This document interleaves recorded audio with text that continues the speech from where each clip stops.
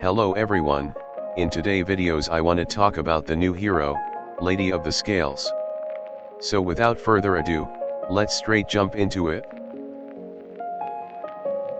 Lady of the Scales is a light Taurus soul weaver, which mean her stats is comparable with Amid, Ray, DJB, and Frida.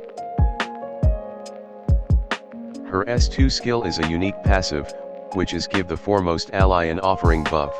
The effect is damage sharing for 70% for all allies, and give immortality for 1 turn if the health of bearer reaches 0.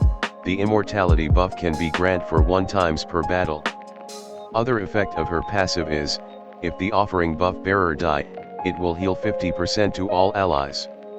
And also if the opponent push their combat readiness, Lady of the Scales got 35 to 50% combat readiness of the opponent push, but it can't be further pushed by trigger of the same skills.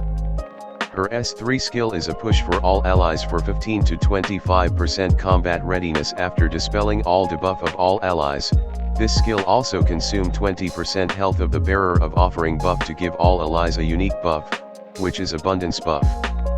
Abundance buff is grant the allies to dealt additional 2000 damage to the opponent for 2 turns. Her S1 skill is a attack that can give opponent fear debuff for 1 turn at 50 to 75% chance, also give heal to all allies based on the healed target max health. Her S1 can be soul burn for 10 souls which give the attack becomes AoE and the fear debuff become 100%, but the skills cannot trigger a dual attack. She is without a doubt a strong character but not broken on paper. She give a turn 2 more stronger than it is. She have a lot to offer in term of kits.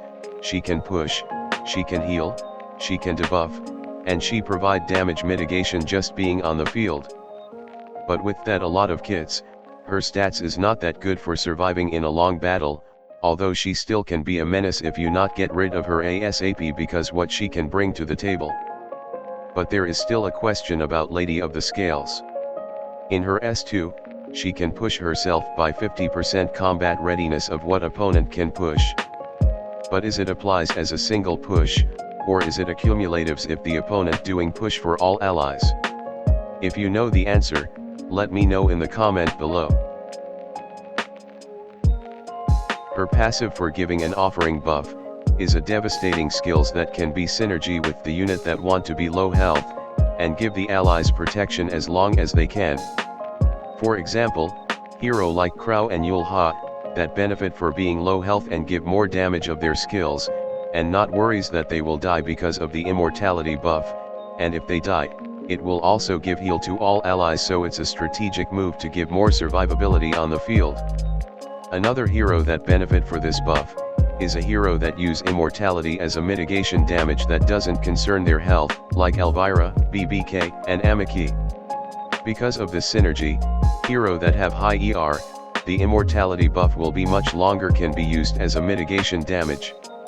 For her other unique buff provided on her S3, Abundance buff can be explored since the buff is not like Cascade, that can be only used once and done. This buff is still lingered after the bearer buff attack an opponent.